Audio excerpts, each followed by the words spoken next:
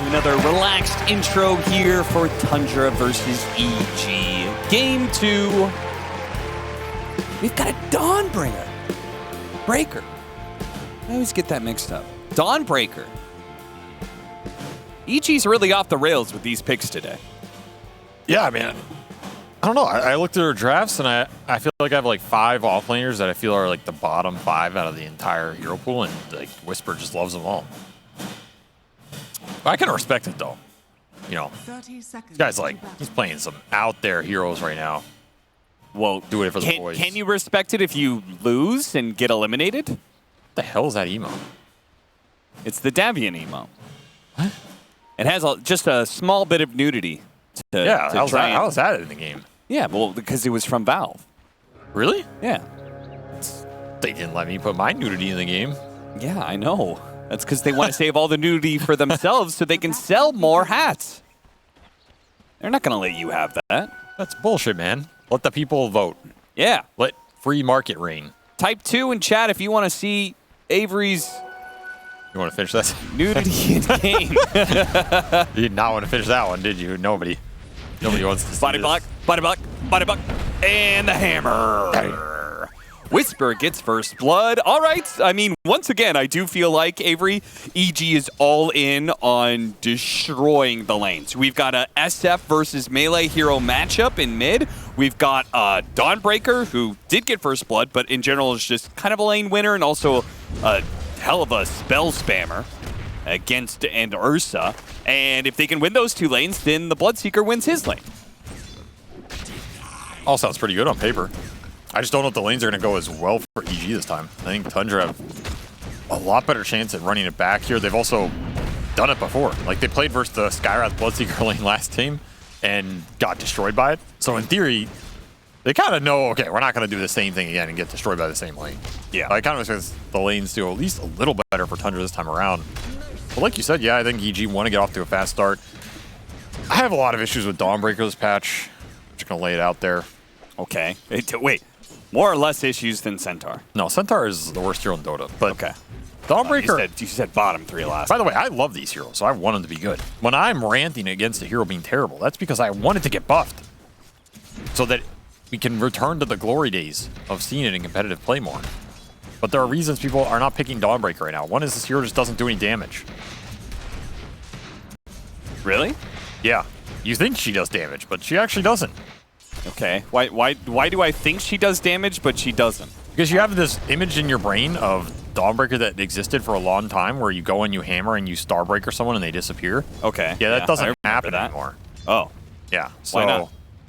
I mean, heroes are tankier and her damage just got nerfed. I'm telling you, go play this hero. You don't kill anybody. Past like 10 minutes. I mean, the laning's good. The early game's fine. And then the second any of these heroes have like 1 or 2 items, they'll have 2,000 HP. You go in, you combo somebody, you deal 800 damage, 700 damage. Balrine! That was maybe an ill-advised dissimilate. Jumping onto C-Smile. Fortunately for him, C-Smile is actually out of mana. Not anymore. Gets a bottle, and we'll stop chasing him. Sorry, I thought that we were going to have a first blood there, but instead it's going to be 33. No, Snake King. He's going to die. And it's going to be 33, who barely stays alive. Good little pickup for Matthew. This is a very strong lane. Like, that is the one thing Dawnbreaker does. You're probably going to win the lane with this hero. I just worry about the in-game impact. I think the one route you have with this hero is just building auras. I don't think you can build her as a damage dealer anymore. So you're pretty much just going to go utility here, buff up your other 2 cores. I mean, that's what they wanted in the draft, something to make SF as strong as possible. So you want Whisper to keep snowballing, nice but... blast off on the 2 of them. Whisper cannot get away. Couldn't jump to his hammer in time. Matthew will take the Lotus and try and drag the creep wave with him. But they do manage to strike back. I mean, the kills so far, it's been 2 kills on Snake King. The first blood and then a lane kill as well. It doesn't really add up if Skeeter is still free farming. Free farm Ursa is still pretty scary. It's kind of a hero that got forgotten about, but he's a really good matchup versus the Bloodseeker. Great matchup versus the Shadow Fiend. One of the best in the game. Just blink, bash him.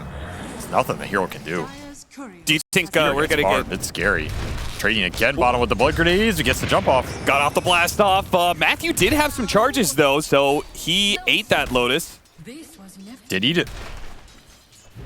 As a result, he survives, and it's Snake King who dies, but Snake King's just going to come back at some point in time, start putting some damage out. Skeeter may not last that long, though, had plenty of magic wand charges and still has a fairy fire, but the pressure is there. He's going to have a hard time stepping up again. Well, I guess Whisper's out of mana. His mangoes. He has the kill threat online. Yeah. I'm going to bring the regen in, refill the Ursa with a quick little salve, and could be Gucci. And top lane haven't killed 33 yet, so that's already a vast improvement over the last time he played versus lane. True. Tornado helping out quite a bit. Yeah, he got a significantly better creep than the break in game 1 that did not do much for him. They're going to go for immersion now because has some thirst stacks. He's going to use the disruption to dodge the blood right, but I think they can still kill him. It's going to be a little bit of a close call. May have to dive into tower range, and yeah, he takes the tower shots in turn because he can just heal up off the kill. Just a hard lane to not die to at some point. That's kind of the trade-off EG have. Like, this Skywrath Bloodseeker, it's going to kill you on lane. Might fall off a little in the mid-game, but for now, working well. Skeeter continues the aggression himself as the trades continue on both side lanes. Bakaz getting powered up. Still has that Lotus in his back pocket. Bakaz needs these last hits. I guess the creep wave's pushing into him. Should be fine. Immersion does have double stack. Gonna be able to pull it back. What's happening mid? C-Smile has advantage. As to be expected, this is another matchup he should dominate if he can do it. Snaking with the cheeky revenge. Supports just keep getting traded out here. Do you think we're going to see Dawnbreaker Aghanim Scepter? That's a decent way to protect these, because you said the core matchups are bad, right? That could help against the Ursa. Oh, stacks on Bakaz. He's got a lot of them. One if you more? can land this fifth one, surely that's got to be a kill. It doesn't quite land because it's too fast. Yeah, that was a pretty hard one to land. That's what I'm thinking. I think this Dawnbreaker is picked to basically turn SF into a god and let him stand there and take the Ursa matchup, take the Doom and the Void Spirit. It's a lot to fight, but if you have Greaves, Pipe, Ags on Dawnbreaker, that is a lot of sustain to just stand your ground that Tundra don't really have an answer for the sustain. Yeah. They can only pretty much just keep putting damage into you, keep building up the Fury swipes. Sometimes that's enough to fight through it, but sometimes you just last long enough you can turn around to the Ursa when his ult's out. That's what I'm looking for Whisper to do in this game. Get a fast Greaves, get either an Ags or Pipe, maybe some other utility if he wants it. Halberd's not the worst, but Lotus might be okay. yeah, Lotus is okay. Vanished, but not gone. He just needs to help his other two cores. Okay. Because again, I do not believe in the Dawnbreaker damage anymore, and he will be going that Greaves. So this is where the pick can shine, especially if you get a fast ult. He's got another Astral Step. Going through the bottles, he commits for the kill onto C-Smile. C-Smile lives long enough to get off the Requiem, hits him with the raise, and he gets the kill. And close call. Damn. That's why this guy's Grandmaster tier on Shadow Fiend right there. Knows his limits. Got him with the silence onto the Ursa. Skeeter's in trouble. Does manage to get the hop away before the final slam of the hammer, but the last two bolts and an incoming missile. Well, yeah, I guess maybe I think he's fine. He's good. Boop. Raindrop stops all the damage. Snaking silence, so couldn't get off a blast off. Taser slows him down long enough that he does eventually die, but it costs Whisper his life, and it looks like Panda's going to die as well. Some late TPs from Tundra, but should be good enough to get the job done. Double kill from Malrine. So once again, maybe he's in a bad matchup and it loses his lane, but Tundra are the first to play around each other and upset the laning phase dynamic. This reminds me of the first game. Like Tundra reacted to the EG aggression, just bringing numbers and happy to make those exchanges if they believe in their scale, especially with the Doom having a much better time this game than last. They're just going to return the favor to Whisper. Nice grab. That was a beautiful grab, and that will likely ensure the kill underneath the tower. They get it. The TPs are coming in. They're going to try and catch somebody off of this one. Skeeter trying to zoom away with his phase boots, but because they jump in early, Bakaz was willing to get a little bit active early on last game, too. They kind of just saw Tundra get active and responded the same kind of force, and they do it again here in this game, too. It's a huge kill. Skeeter does not have TP on that Ursa. Blast off lands onto the two of them. Matthew tried to run in and tank the Remnant, but it looks like C-Smile can't get enough help out of these supports. Almost kills two in return, but looks like Malrine should be able to shrug this off. He's in trouble.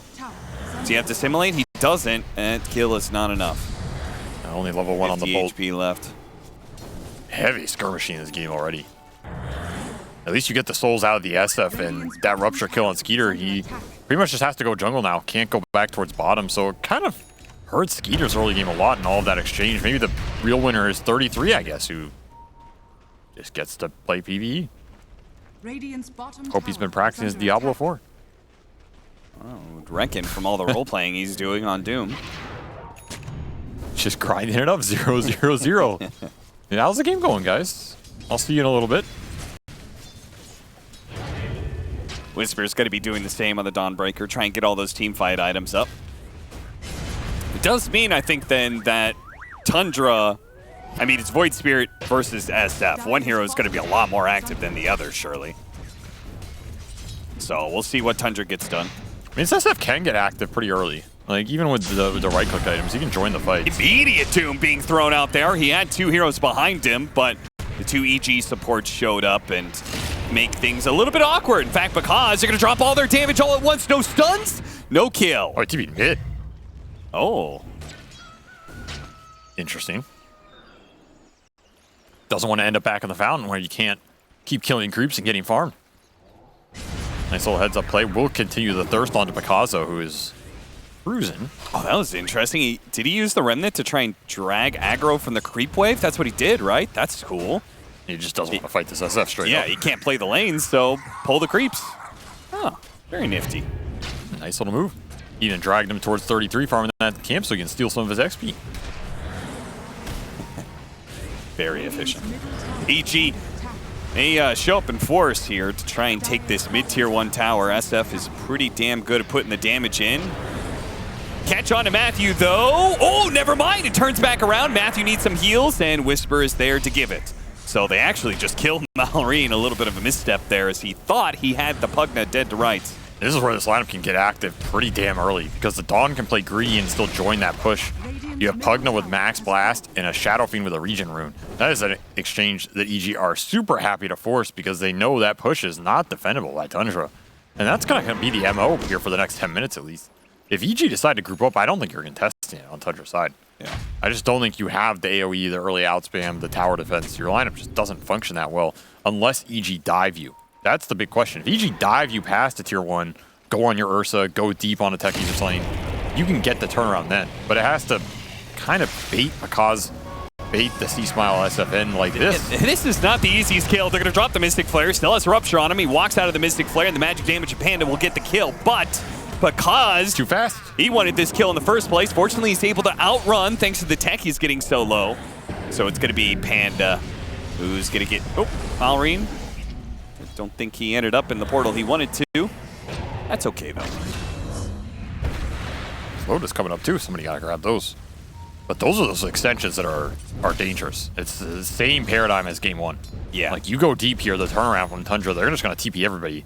Because almost going down. Especially when that Dawn ult is on cooldown. When you talk about it that way, and we literally watch, but I just have to question, like, the risk-reward analysis there of, like, even trying to go on the techies. Like, is that a good idea? Is it worth the risk? I mean, they feel stronger right now, and they are. That's kind of the point of the game where you want to go for these little things. But you just have to calculate them well. I think if you have Dawn ult, these plays are a lot more consistent. That's true. Yeah. Like, I don't think you should be afraid of diving if you have Dawn ult up with the mech already done for Whisper. That's way too much sustain coming in for Tundra to take that turnaround fight. Then you're okay being super aggressive. And again, another quick tower push for C-Smile. Going to claim a tier 1 with DD in the bottle. Snaking baits him in, but they do have the Dawnbreaker ultimate, so that's what you were talking about. An overextension does allow you to keep going thanks to the heals of both the Dawnbreaker as well as Matthew's Pugna. And they think it's a ward on the high ground. No, not the case. Just good awareness and baiting there from Tundra. EG opening up the map. Now they have to do something with it. You have to maintain aggressive positioning, create some sort of threat. That's kind of where their lineup lacks, is the actual pickoff, the catch. Who's creating a threat on Tundra's cores who are just going to farm the map? Like, here's a Rupture, but just no follow-up. So you need to take control of aggressive farm areas and take them away from Tundra to create the gold differential here, because you're not going to get it in pickoffs. The smoke immediately gets denied, but they do manage to get the silence out. Can they get the damage? No, the blast off comes in, stopping Whisper from chaining that disable. Bit unfortunate there for EG. That smoke is just immediately ruined. Not expecting. Oh man, he's going for it underneath the tier 2. He's got the back of a C Smile, so I guess he can do that. Nice little find. They're still chasing after Malorine. I mean, they're trying to deny the power rune, which they will as Arcane Rune spawns bottom. A rune the purple Void Spirit really would have liked here. Well, there is a purple rune for him available as the 14-minute Wisdom Rune spawn. That's true. You could get the other purple rune. Purple rune for the purple man.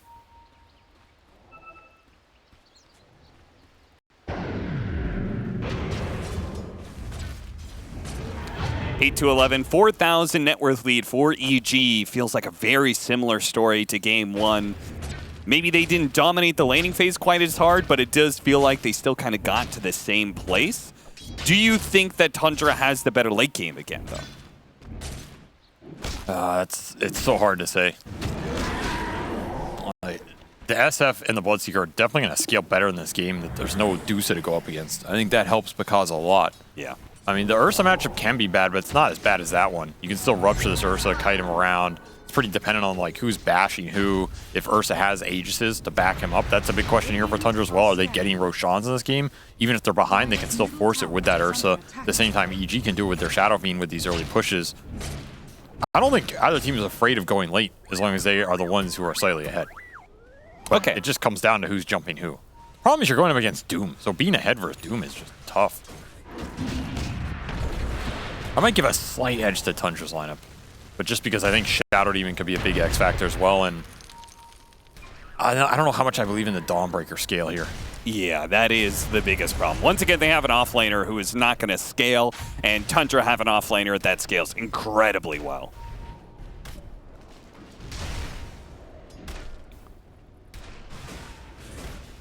They also have Void Spirit.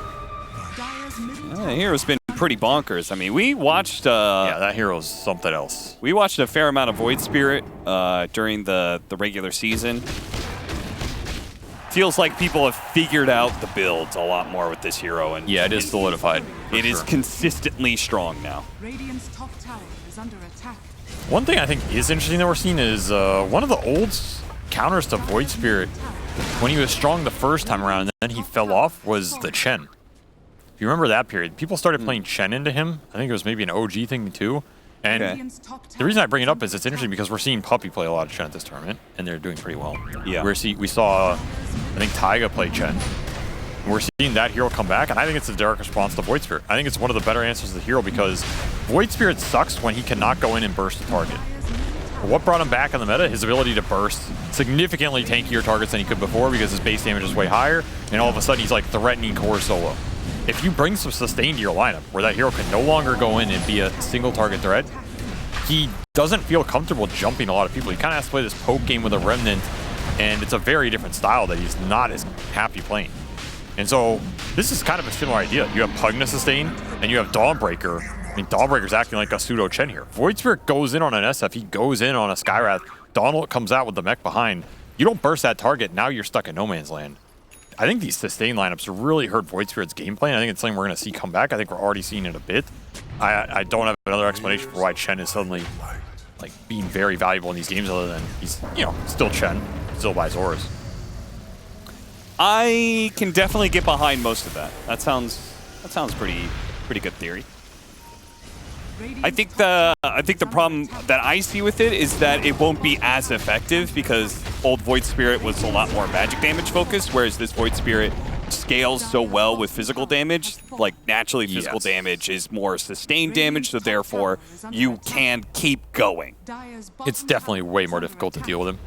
He has a lot more versatility in terms of how he can scale, and his late game is, I mean, if you get 5 or 6 losses on this hero, I mean, you're pretty much just praying that you can deal with him in those fights with the lockdown. But I think the sustain cuts off a lot of his early game momentum. Sure. And that is a big piece to solving this hero, is not letting him get ahead of you. Like the position that EG are in now, I think this Void Spirit, you can deal with him in this game. He's not some out-of-control Void Spirit that's just killing you across the map, slaying your supports. Like, you have Pugna Ward that's got to deal some damage to him. You have a Silence waiting. You can keep your supports alive. They're both annoying for him. That's a decent recipe to deal with him in the fights. And you have big right-clickers. in the Bloodseeker and the SF that are going to shred him because he doesn't get a huge amount of armor. Like, this hero is susceptible. Maureen gonna try and put some damage on it because it's not a real attempt though. Maybe just seeing if they can bait out a response here from EG. But EG seems pretty intent to bulldoze towers. They just went through that top tier 2. Now they're trying to hit mid. Yep, C-Smile is just going through the objectives here one by one, knowing that they cannot fight him during this Aegis period especially. It's good that EG took that Aegis away from Tundra as well, denying Ursa the ability to join these fights off a second item blink is pretty big because I don't think Skeeter feels comfortable going into this ball right now. I mean, especially with Aegis, but in general. You have Pipe and Mech already done for Whisper. This is incredibly early timing. Can you just force high ground? The outspam is pretty lacking, Tundra. I mean, you have everything. I mean, at bare minimum, force them back, right? Yeah, I think you want to see heroes here before you leave. This is a decent push. It's not that slow for this early in the game. No, especially with the support being able to help out. Matthew getting some blast in. This is just a Whisper good taking read. a lot of Shadow Poison stacks, though. I mean, Maureen got ruptured in the back. Maka's messing with him. He can't even join this. This is almost a tier 3 gone. You have Pugna Blast to back up the push. Even better, right? And you've got the required saves, right? I mean, as you said, the Ursa doesn't feel super comfortable jumping out, but even worse so if that target he wants to go on just gets decrepified. I mean, EG are committing for this Aegis timing. Makaz is just going second item Halberd here. This is not the normal item progression you would go on the Bloodseeker, but I think he is just building to help C-Smile take this high ground push right now. They're going to go for it. They've spotted Whisper, and they're going to try and get him with the Decrepify, buying a little bit of time, but he dies to the blast off ultimately, but a lot of damage being done during that time with the BKB going out for Bakaz. He is fighting shape, and he wants to be able to run down Skeeter, but can he chase this far? Immersion tried to get off the disruption for a couple of seconds safe, but not good enough. Meanwhile, C-Smile has shaken off the Doom and healed back up to a decent point. They only got the Dawnbreaker, now with the Doom on cooldown. It's looking like this could be another lane of barracks. They cut the wave. They're just waiting for the back door to come back up. Is it going to be in time? That's a big question. They're going for the melee over the range. They got to commit. They got to commit fast. Backdoor protection. Couple seconds. Is it in time? It's not. Actually, just get the whole lane.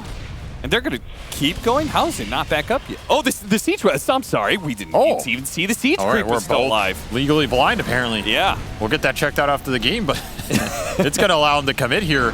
And you have to take the fight. The Requiem, the Dawnbreaker ultimate. Oh, they jumped into that one. Maureen! He still has the man to be able to get away, it looks like. So thank goodness for that. Otherwise, this could have been a very fast close to this one. Whisper actually jumping inside the base. Skeeter taking a lot of damage. He doesn't have his ultimate. The heals just keep on going.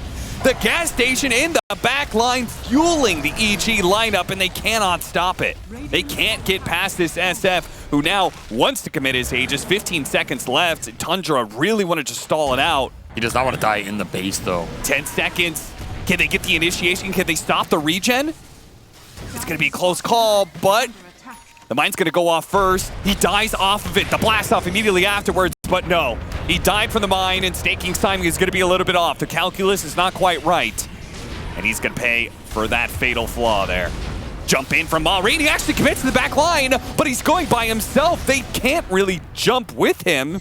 And the sustain is just way too much at this point in the game. You can't burst anybody. This is the problem Tundra are facing, and that will be a Rax and a tier 3. EG get a hell of a lot out of that first Aegis. More than any I've seen in a long time, as they are just trying to not let Tundra get to the late game. They're going to say, yeah, maybe it's better. Yeah, maybe Doom will have farmers, but Doom's not Midas and Creeps if he's stuck in a base defense situation. Yeah, absolutely. Can't believe Maureen survived through this one, but I mean, he's still incredibly tanky. If they don't get a rupture connection on him, he's pretty much not dying. There's no real lockdown. Yeah, that's the thing, right? They have a silence from Panda, but that Manta, he gets rid of a lot of these issues. It's just Tundra trying to wear through that Aegis. Decent value. Back inside the game. Oh, they spotted a huge kill. No stuns, though. Continues to be an issue for EG.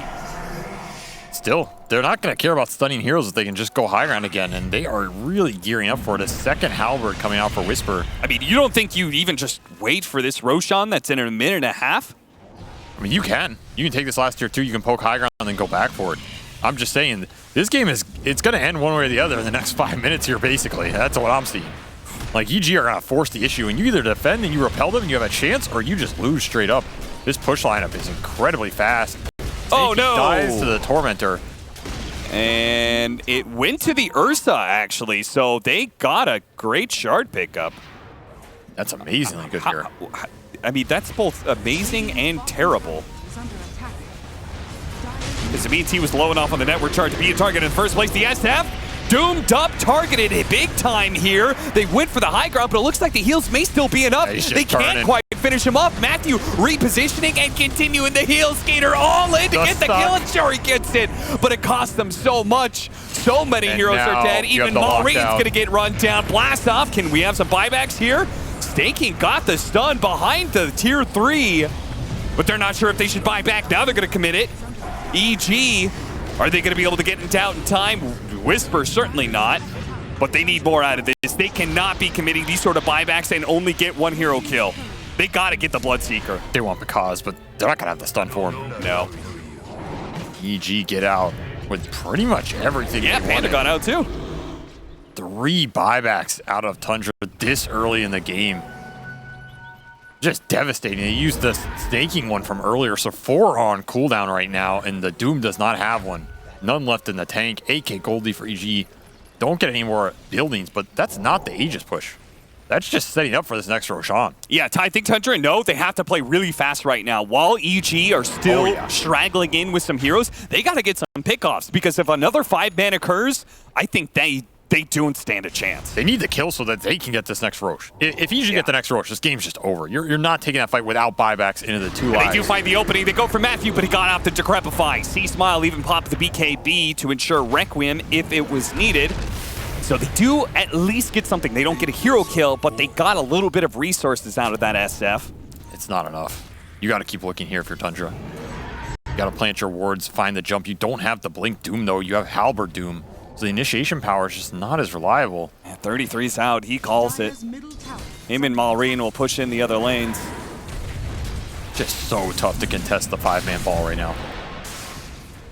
Dire's bottom They tower tried to is get under their pick, but EG were quick enough.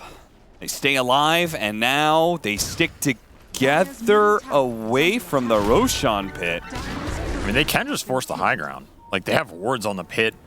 They see other heroes on the other lanes. It's pretty hard to just solo smoke Skeeter into that Roche and steal it. That is so, you know what, like the trend of, you know, like take first Roshan and like don't really do anything with the Aegis, and maybe the second Roshan is when you finally go high ground. Like this is being completely broken by EG, this idea of how to play the map and to play the game right now. They don't give a damn.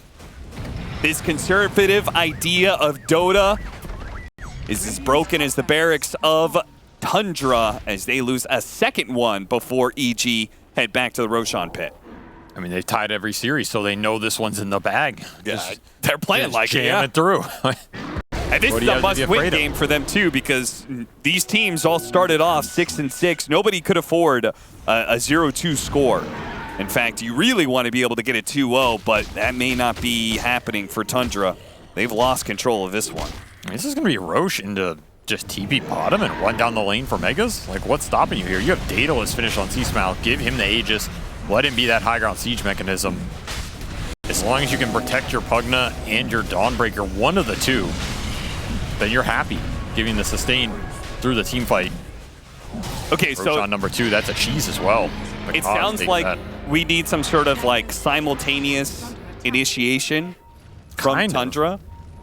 I mean, you can just go, you can ignore the Pugna because you have Demonic Purge, but then it's who are you jumping, right? I don't think you can jump the Shadow Fiend casually without committing ults, and then he's going to come back a second time. I think you need to find the Bloodseeker. Bloodseeker or Dawnbreaker, one of those two. You got to doom them, you got to just commit on that, and then have Demonic Purge for the Pugna on the back end. are scanning. If you can flank EG and start on the Pugna, sure. I mean, you'll take that, but I think that is, in theory, very difficult with how many saves EG have and how much they should be thinking about it. And I think it's why Tundra are so desperate to find a fight outside of their own base right now, but the Yule Scepter stops Skeeter's initiation, and now it could go real bad with Skeeter's ultimate being on cooldown. They back away. They're actually going to try and protect each other rather than play for a kill. They could have chased after Skeeter. It's a massive kill to get, but No need.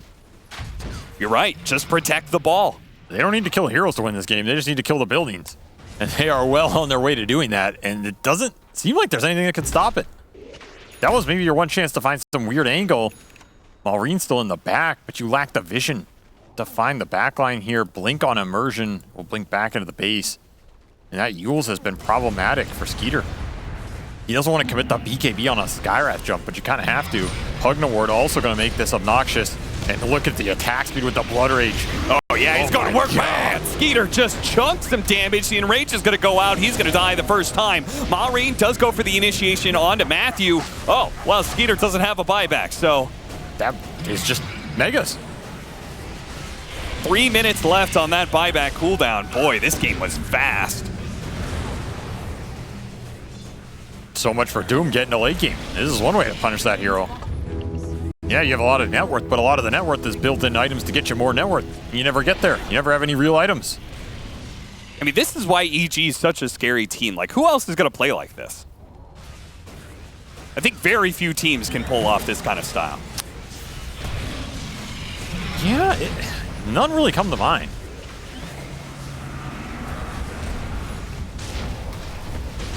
Malreen jumping through with Astral Steps. Just trying to get some sort of pick off for free. But they're in it for the long haul now. Megas, who even if they can repel this assault on their tier 4s, they do manage to get Panda. Couldn't save him. But the Rupture on Malreen is trouble. Disruption and Dissimulate, both available. He's going to be able to jump away. Nice blast off on 3. Is there the follow-up, though? They're going to use the Doom. 33 all-inning, but C-Smile just standing, putting the damage right back into the Doom. He doesn't care. Even gets Greater Lotus here. Requiem for For a small little fear onto Malreen, but didn't last long enough to do anything with it. BKB two-shotting the techies, and he'll two-shot the Shadow Demon too. It must feel good, Whisper, because yeah, Tundra, they couldn't put up with that heat. EG turned up in this game too. What an interesting game, honestly, right? Yeah. Like, you compare that to